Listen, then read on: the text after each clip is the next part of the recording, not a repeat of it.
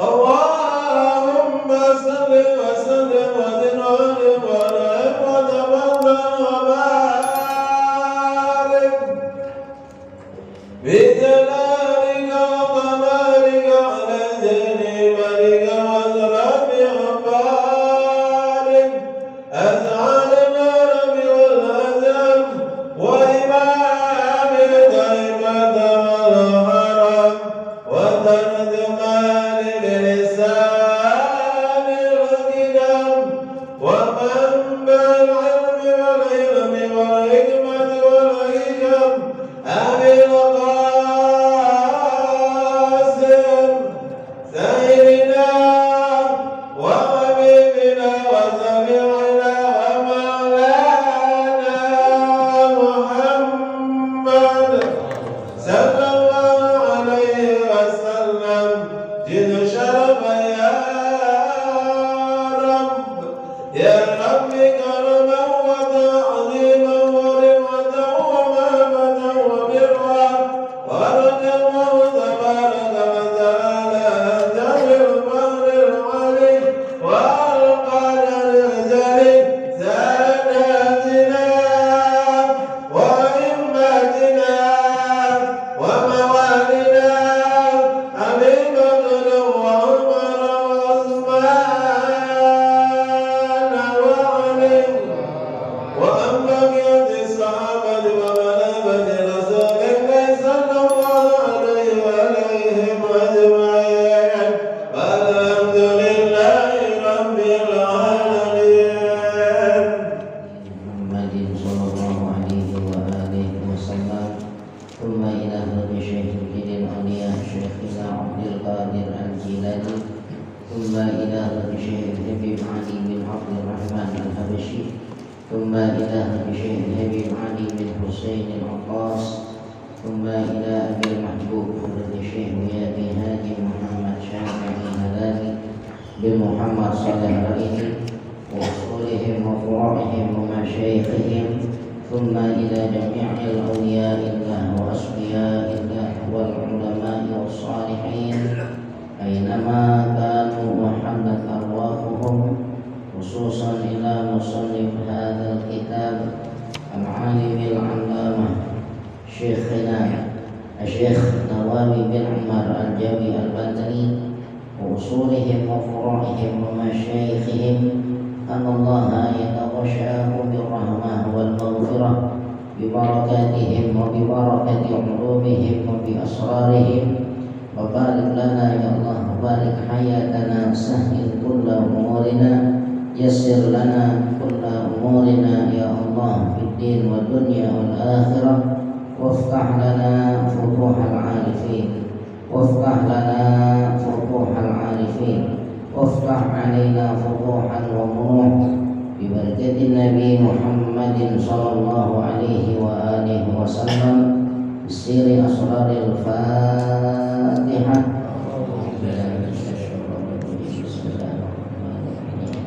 الحمد لله رب العالمين الرحمن الرحيم مالك يوم الدين إياك نعبد وإياك نستعين اهدنا الصراط المستقيم صراط الذين أنعمت عليهم غير المغضوب عليهم ولا الضالين. رب اغفر لي ولوالدي آمين. بسم الله الرحمن الرحيم. الحمد لله رب العالمين وبه نستعين على أمور الدنيا والدين. الصلاة والسلام على أشرف الأنبياء والمرسلين سيدنا ومولانا محمد وعلى آله وأصحابه أجمعين. أما بعد، فإن أصدق الحديث كتاب الله تعالى، وخير الهدي هدي سيدنا محمد صلى الله عليه وآله وسلم، وشر الأمور محدثاتها، وكل محدثة بدعة، وكل بدعة ضلالة، وكل ضلالة في النار.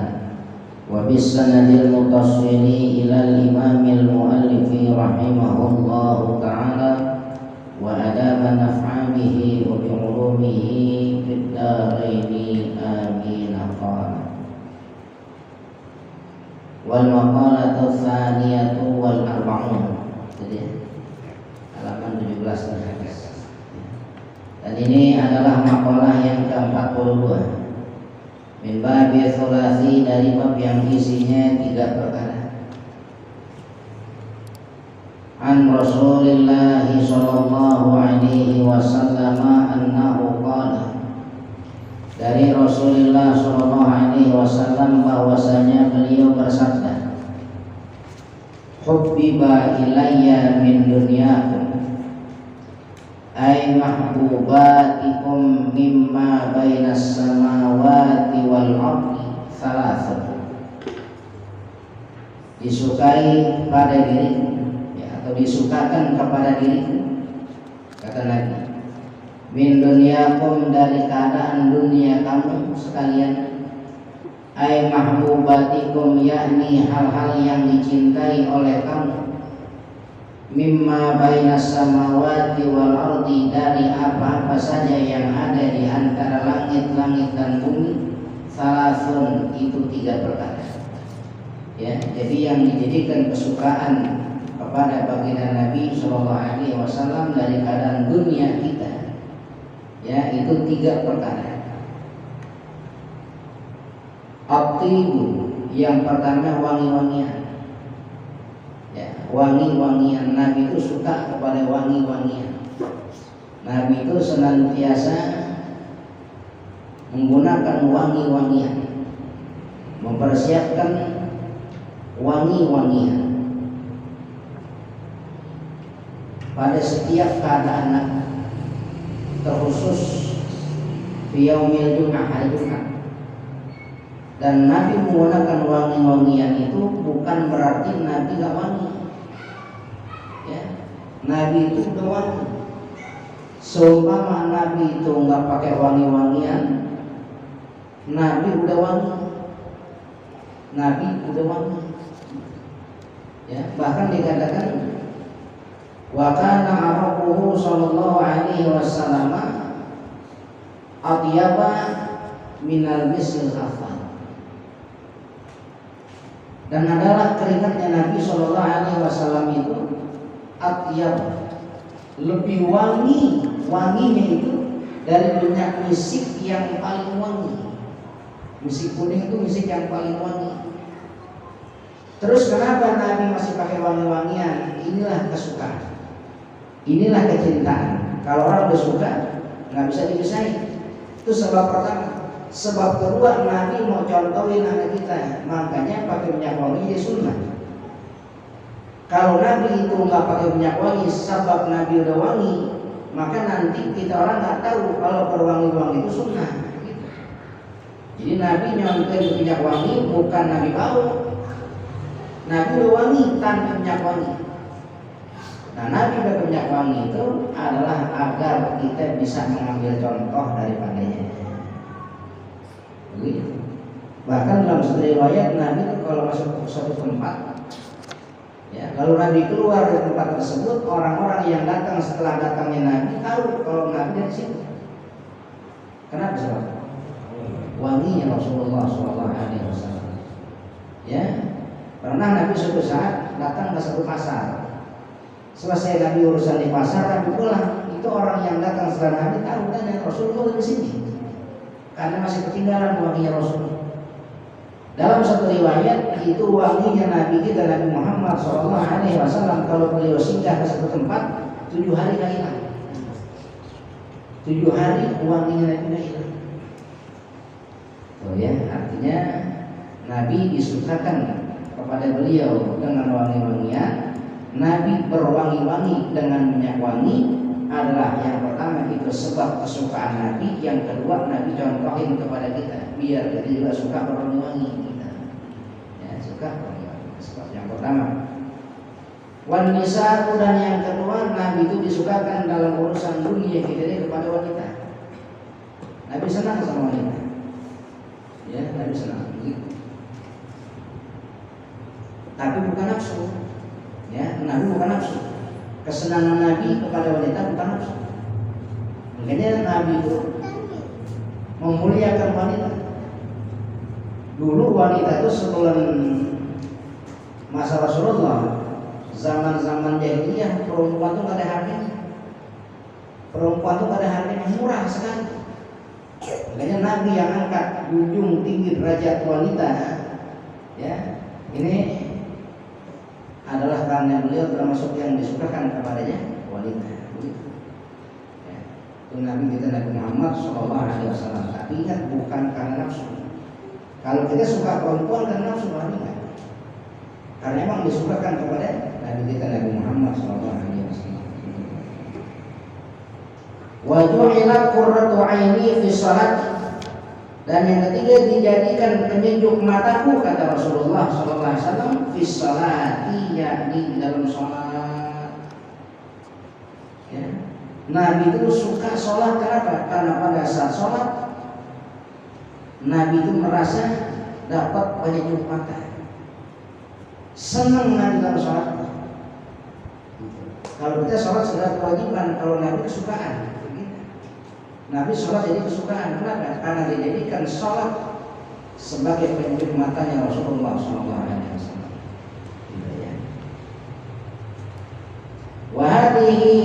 Wahadihil khisal, dan perkara-perkara ini allati waqa'at li Rasulillah SAW adalah yang terjadi kepada Rasulullah SAW.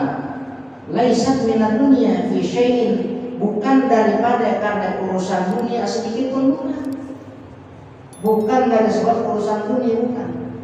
Berarti urusan apa? Akhirat semuanya. Ya. Jadi perkara-perkara Nabi yang Nabi kerjakan itu satu pun tidak ada yang terkait dengan urusan hawa nafsu kita. Hatta urusan kebaikan dunia tidak, tapi semuanya karena akhirat, karena kebaikan agama, karena kebaikan agama. Li'anna kulla makana lillahi ta'ala, karena bahwasanya semuanya, ya, apa-apa yang ada itu lillahi ta'ala adalah karena Allah Ta'ala. Nabi itu tidak berucap melainkan perintah Allah. Nabi tidak melangkah melainkan langkahnya Nabi perintah Allah. Semuanya karena Allah. Tidak ada sedikit pun dari Nabi yang karena nafsu, tidak ada. Hati urusan wanita, hati urusan wangi-wangi, hati urusan sholat Nabi bukan karena nafsu. Kalau orang sholat karena nafsu bagus, orang sholat karena nafsu bagus. Orang rajin sholat tapi karena nafsu. Ini kita mesti bisa pilih-pilih. Kalau semata karena nafsu, maka hilang karena Allah. Gitu. Kalau semata karena nafsu, maka hilang karena Allah. Maka nanti kalau umpama nafsu hilang dalam urusan kelezatan sholat, maka hilang pula urusan kerajinan dalam sholat. Itu kalau karena Allah Ta'ala awet. Ya, awet.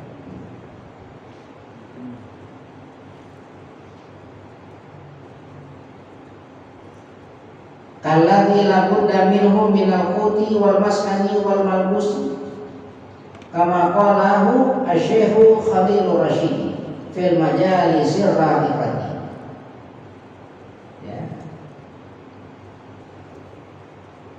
Seperti juga yang tidak boleh tidak, artinya mesti, daripada Rasulullah SAW minal quti, dari makanan Nabi, wal maskani, tempat tinggal Nabi, wal malbusi, dan juga pakaian Nabi, itu pun semuanya bukan dari nafsunya Nabi. Semuanya itu lillah, karena Allah Ta'ala. Ya, Nabi makan juga karena Allah, pakaiannya karena Allah, ya, tempat tinggalnya kan karena Allah. Seperti itu. Nabi kalau mau rumah yang gede gampang banget. Ya, kalau Nabi mau rumah yang gede gampang. Mudah, cuman bukan itu yang Nabi cari. Gitu. Ya, bukan itu yang Nabi cari, bukan itu sebenarnya. Khawatir kalau terjadi sama orang-orang yang bukan Nabi, semuanya karena nafsu. Rumah yang gede, makanan yang enak, pakaian mewah, karena nafsu semuanya. Tapi Nabi tidak. Sedikit pun tidak ada dari Rasulullah SAW itu, melainkan semuanya lillah karena Allah. Kalau Allah Ta'ala.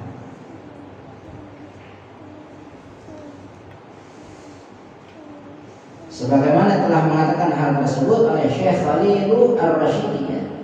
Syekh Khalil Ar-Rasyid fil Majalis Ra'iqah dalam kitab Al-Majalis Ra'iqah. Wa kana ma'ahu sallallahu alaihi wasallam ashabuhu radhiyallahu anhu julusan, dan ada bersama Rasulullah sallallahu alaihi wasallam ashabuhu, sahabat-sahabat Nabi radhiyallahu anhu julusan dalam keadaan duduk. Jadi Nabi menyampaikan hal demikian itu lagi duduk bersama para sahabat-sahabatnya. Ya, berkatakan sahabat-sahabat Nabi radhiyallahu anhum berarti situ ada Sayyidina Abu Bakar, ada Sayyidina Umar, ada Sayyidina Utsman, ada Sayyidina Ali. Dikumpul Nabi lagi duduk. Kalau kata kita kongkok gitu ya, tapi kongkoknya kebaikan.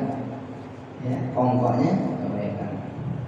Kita kan kalau ngomong kolak, kayak bahasa Arab kolak ngerokok halal. Kalau namanya ngopi dulu, kalau kongkoknya benar. Ilmu semuanya kebaikan, nasihat. Jadi Nabi itu menyampaikan sesuatu yang disampaikan Nabi jadi sunnah buat kita. Ya, yang disampaikan Nabi dalam urusan perintah jadi sunnah buat kita. Yang Nabi lakuin lagi, walaupun sekali-kali jadi sunnah juga buat kita. Ya, jadi sunnah. Makanya ada namanya nanti sunnah muakkad, ada sunnah ghair muakkad.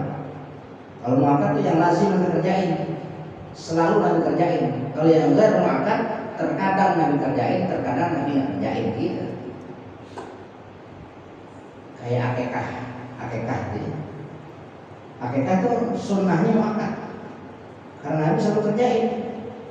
Hari lahiran Nabi kerjain, cucunya lahir Nabi kerjain, karena sunnah muakkad. Nabi nggak tinggalin gitu. Nabi nggak tinggalin, memang hukumnya sunnah dan tidak wajib, ya sunnah. Jadi ada bersama Nabi para sahabat-sahabat radhiyallahu anhum julusan, faqala Abu Bakr As-Siddiq radhiyallahu taala anhu. Maka kata Abu Bakar As-Siddiq radhiyallahu taala anhu, "Shadaqta ya Rasulullah." Benar engkau ya Rasulullah. Wa hubbiba ilayya minad dunya, dan diciptakan kepada diriku, kata Sayyidina Abu Bakar, minad dunya, dari perkara dunia ini, ayani mimma kana baina samawati wal ardi, dari perkara atau apa-apa yang ada di antara langit-langit dan bumi itu, salah satu 3 hal juga. Ya, kata Sayyidina Abu Bakar, disukakan kepada diriku dari perkara yang ada di langit dan bumi juga 3 hal juga ya Rasulullah. Yang disukakan oleh Sayyidina Abu Bakar yang pertama adalah memandang kepada wajahnya Rasulullah SAW. Sayyidina Abu Bakar itu dalam berbagai keadaan, kalau memandang wajah Rasulullah SAW itu yang lain yang enak-enak, yang lainnya hilang semuanya. Kenapa? Karena memandang wajah Rasulullah sesuatu yang lebih enak dari yang enak. Kalau gelisah-gelisah memandang wajah Nabi, hilang gelisahnya. Lagi murung-murung memandang wajah Rasulullah, hilang murungnya. Ya saya bukan. Harga kota Mekah lagi parah, lagi diembargo. Asal saja memandang wajah Rasulullah SAW, perasaan dan nikmat semuanya. Ini kesukaan yang pertama daripada Sayyidina Abu Bakar As-Siddiq, yakni an-nadhru ila wajhi Rasulullah SAW, memandang kepada wajah mulia, wajah indahnya Rasulullah SAW. Ada seorang sahabat nggak bisa kalau sehari saja nggak memandang wajah Rasulullah. Ada. Suatu saat dia pergi jauh, karena suatu urusan yang nggak bisa ditinggal, dia pergi ke negeri lain. Walhasil dia harus berpisah dengan Rasulullah SAW. Dulu ada ketemu Nabi, memandang wajah Nabi, gemuk banget, doyan makan enak semua aja. Ya, utama deh, nggak jadi beban, kayaknya gampang aja kalau memandang wajah Rasulullah gitu. Ya, ini ngambek-ngambek sedikit, kata ngambek gede. Kalau ketemu Rasulullah, perasaan ngambeknya hilang enak. Gitu. Akhirnya dia berpisah pada Rasulullah, berpisah dari Nabi. Maka sejak hari pertama dia berpisah dari Rasulullah SAW, makan gak enak, tidur gak enak. Setiap hari begitu, sampai badannya kurus kering, dari gemuk kurus kering. Cuma gara-gara dia nggak memandang wajah Rasulullah SAW. Utang nggak punya, ini baik, tetangga enak asik, saudara peduli, tapi cuma karena nggak memandang wajah Nabi, langsung enak semuanya, begitu.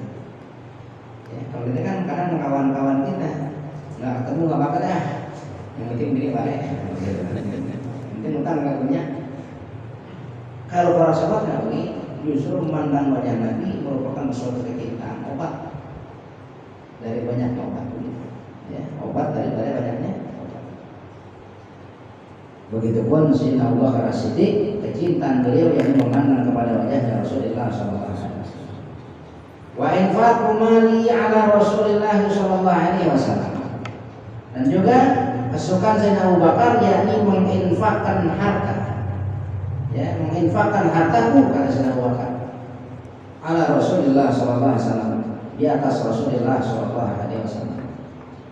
Dalam urusan Rasulullah apapun Sayyidina Abu Bakar siap rela korbanin hartanya. Karena harta yang ada kalau bisa semuanya dikasih kepada Rasulullah, buat perjuangan Nabi dikasih kepada Abu Bakar. Ya, atas perjuangan Nabi, apapun yang Nabi butuhin buat syiar Islamnya, apa yang Abu Bakar punya dikasih semuanya. Kurang cariin lagi. Enggak sekali-kali ngasih, enggak. Kalau cuma sekali-kali itu merenahin namanya. Ya enggak, rutin. Nabi pagi perlu perjuangan, dikasih Abu Bakar cukup. Nanti siang perlu dikasih lagi, malam perlu dikasih lagi. Enggak perhitungan kepada Rasulullah SAW pada urusan harta beliau. Kalau Nabi nggak buat sendiri, buat berjuang. Kalau buat pribadi Nabi nggak pernah. Ya, ayo dong tolong ini, anak-anak pengen makan daging, yang punya duit keluarin, nggak begitu Nabi. Ya. Kalau kita kadang-kadang suka begitu kan ya. Walaupun dengan bahasa yang lain gitu, makan lagi juga nih hari ini, gitu. Buat urusan pribadi tidak, tapi untuk perjuangan Nabi ngajak, gitu. Untuk berjuang Nabi ngajak. Dan Sayyidina Abu Bakar termasuk orang yang suka menginfakkan hartanya atas jalan Rasulullah SAW. Ini sahabat. Kalau boleh disebut nama Nabi, apapun jiwa raga, jangankan harta, jiwa raga itu sepenuhnya buat Nabi. Itu kalau kita buka kitab Bukhari itu kan ada satu kisah ya. Ada seorang wanita, gitu ya. Dia keluar rumah semata karena pengen duduk bareng bersama Nabi dan para sahabat-sahabatnya. Pengen ngaji dengan Nabi dan sahabat-sahabatnya. Wanita keluar tuh. Kalau orang Arab tuh kalau keluar rapi, tutup semuanya. Dia perempuan di tengah jalan ketemu orang, dia kata gini, ya Sayyidah mau kemana sih? Maunya mau kemana gitu kalau kata dia, maunya mau kemana? Saya mau duduk bersama Rasul dan juga para sahabat-sahabatnya. Gitu. Apakah kamu cinta kepada Rasulullah? Tanya, kau sangat cinta kepada Rasulullah. Ini orang yang di jalan iseng. Kalau emang betul kamu cinta kepada Rasulullah SAW, coba tolong buka nikop itu, nikopnya cadar, buka cadarnya, perlihatkan wajahnya kepada kami. Kalau betul dia cinta sama Rasulullah, kan disebut nama Rasulullah, kelupaan dibuka nih bukti cinta saya kepada Rasulullah, begitu. Walhasil betul lagi jalan. Rapi duduk bersama Rasul dan para sahabat, pulang ke rumah dicerita sama lakinya. Tadi bang saya di jalanan mau ngaji sama Nabi, ketemu anak-anak muda itu jalan, terus ngapain? Jadi dia nanya sama saya, digodain, ya kali godain tuh namanya, disuruh ngapain? Itu anak muda bersumpah atas nama Rasulullah, katanya kalau saya cinta sama Rasul saya bersumpah cadar saya. Terus ya saya kerjain aja orang bersumpah atas nama Rasul, cinta sama Rasul.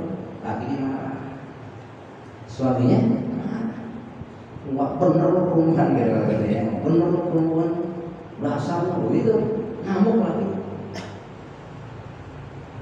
Ini suaminya ragu, ini bener nggak bininya kayak gitu keadaan, jangan-jangan bang bini yang demen lagi.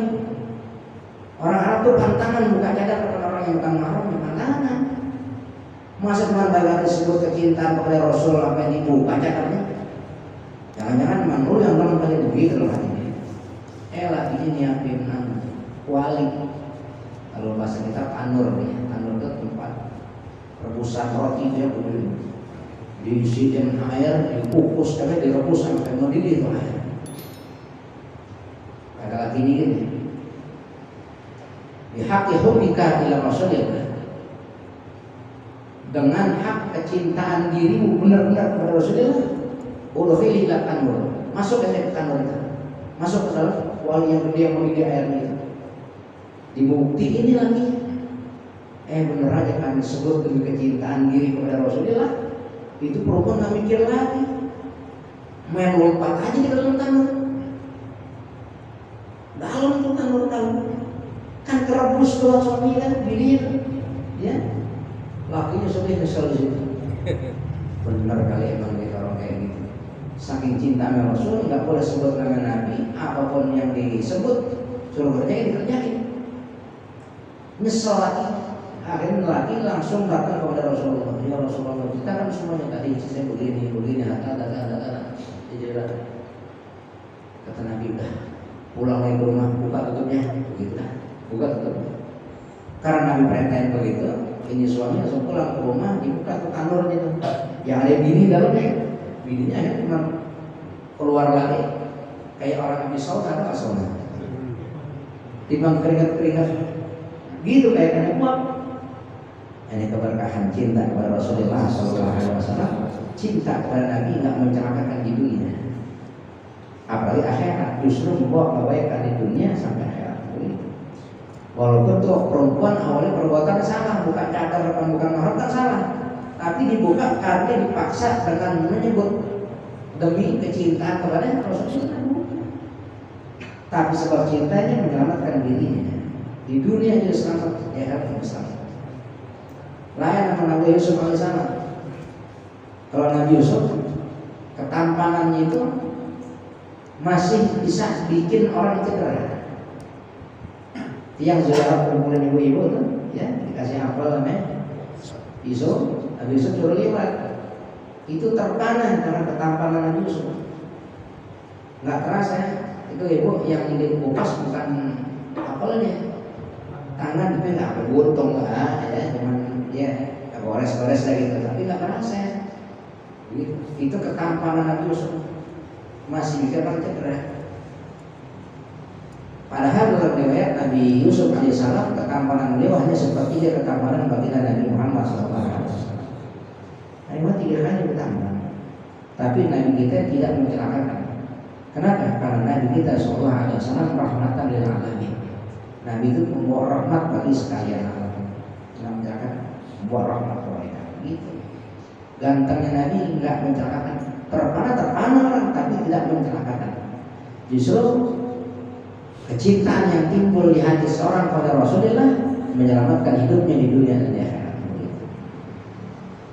Ya, saya Bakar kecintaan beliau yang kedua, wa infaqu mali ala Rasulullah sallallahu alaihi wasallam, yakni menginfakkan hartaku di atas jalan Rasulullah sallallahu alaihi wasallam. Wa antakuna ibnati tahta Rasulullah sallallahu alaihi wasallam. Dan yang ketiga sunnah Abu Bakar itu bahwa ada ibnati putriku tahta Rasulullah sallallahu alaihi wasallam, ada di bawah Rasulullah sallallahu alaihi wasallam, artinya jadi istrinya Nabi. Itu hal yang menjadikan Sayyidina Abu Bakar merasa paling beruntung. Kenapa? Karena putri beliau bisa jadi bagian istrinya Nabi sallallahu alaihi wasallam. Ya, jadi ummul mukminin. Ya. Istri Nabi itu semuanya ummul mukminin, dan dia enggak sembarang orang bisa. Pilihan Allah Ta'ala.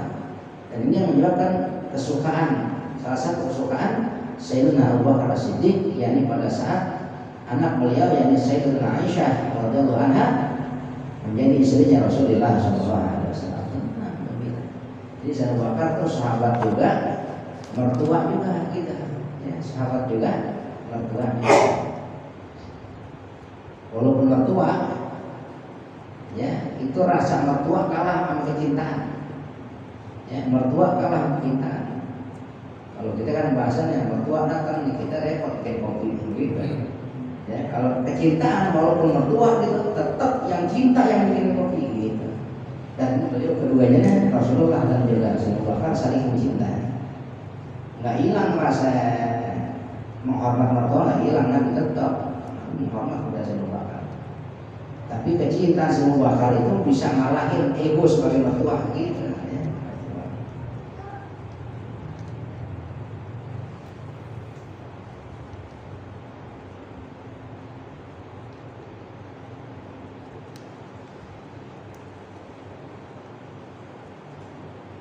Waqala Umar radhiyallahu anhu, maka berkata Sayyidina Umar radhiyallahu anhu, sadaqta ya Abu Bakrin, benar engkau ya Abu Bakar, engkau benar. Gitu. Wa hubbiba ilayya minad dunya sanatun, dan disukakan kepada diriku kata Sayyidina Umar minad dunya daripada dunia ini sanatun 3 hal juga. Ya, Sayyidina Umar juga menyebutkan disukakan kepada diri beliau daripada perkara dunia 3 hal. Apa yang pertama? Al-amru bil ma'rufi wan nahyi 'anil munkar. Jadi saya suka mengajak kepada kebaikan dan mencegah daripada kemungkaran. Sayyidina Umar radhiyallahu anhu beliau suka mengajak kepada kebaikan, mencegah daripada kemungkaran. Al-amru bil ma'ruf wan nahyi 'anil munkar. Ini saya Umar. Makanya beliau gelarnya Al-Faruq, sang pembeda. Membedakan apa ya? Membedakan bainal haqqi, antara yang hak wal batil dan yang batil. Enggak ada tadeng alih-alih. Kalau kita kan kadang-kadang melihat kebatilan nih, mau mencegah masih melihat orang. Judi tuh bilangin kagak enak, heroin itu, kalau selembar kata yang kali-kali hak batil. Saya nak jenderal mana pakainya, itu nih tegas. Ya, Al-Faruq beliau sebagai orang yang tegas, bisa membedakan antara yang batil dan yang hak, yang ma'ruf yang munkar. Nggak ada tadi alih-alih mau anak siapa kayak gitu. Mau anak siapa kayak. Jangankan anak orang lagi. Dulu waktu masih zaman jahiliyah anaknya sendiri dikubur hidup gitu. Apalagi anak orang gitu. Ya. Anak sendiri dulu dikubur hidup. Apalagi anak orang. Itu beliau tegas saja. Kalau beliau lagi amar ma'ruf nahi munkar, itu beliau senang. Wasabul khalaq bifathatain, ya, dengan memfathahkan 2 huruf ya, khalaq gitu. Wasabul khalaq. Jadi beliau ini Sayyidina Umar bin Khattab radhiyallahu anhu senang memakai pakaian khalaq yang usang. Sayyidina Umar itu pakaiannya usang, ya, pakaian khalaq usang. Gitu. Senang. Sekalipun beliau ini seorang khalifah min khulafai rasyidin, pemimpin penerus Rasulullah SAW, tapi beliau itu orang nggak senang bermewah-mewah, tidak senang bermegah-megah. Pakaiannya pakaian yang usang, ya usang gitu ya, yang usang. Beliau seorang yang zuhud, tidak mau zuhud, orang zuhud. Ya masih bisa dipakai nah, ya masih pakai. Mau yang bagus-bagus.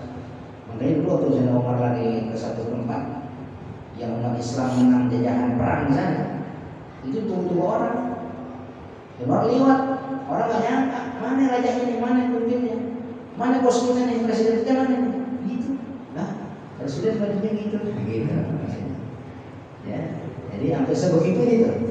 Kalau kita kan kadang-kadang jangan jadi raja ya, jadi RT sebentar gitu ya, kalau itu aja itu sebenarnya begitu, karena kesudahan, kesudahan ini mengalahkan ego kemewahan. Ai al-bali yakni yang rusak, baju rusak al-bali. Ruya anahu kana fi jubbatihi arba'a asyarata ruk'atan. Ya, diriwayatkan bahwasanya Sayyidina Umar karena ada fi jubatihi, pada jubah beliau itu arba'a asyarata ruk'atan. Ada 14 ruk'ah, tambahan. Baju beliau itu, jubahnya itu ada 14 tambahan. Orang kalau nambal baju karena apa ya? Bolong kita tambah aja. Kalau kita kan sobek dikit buang, begitu. Kalau dia ditambal, dia tambal bajunya itu. Tambal. Itu seorang pemimpin besar yang menaklukkan banyak negeri. Jubahnya isinya 14 tambalan, gitu. Ya, 14 tambalan. Ya mirip begitu, kalau kita kadang ada 10 tambalan, 8 tambalan, gitu. Bukan nggak mau ganti atau senang pakai usang, emang belum punya duit buat ganti yang baru gitu ya. Tapi kalau sekolah Sayyidina Umar masih nggak punya duit umurnya. Cuman ini kan kesederhanaan, ya, menunjukkan kesederhanaan dia. Sayyidina Umar bin Khattab.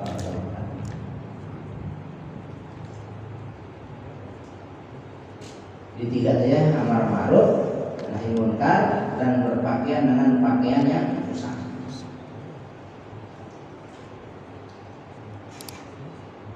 Sudah ya, kita lain ya.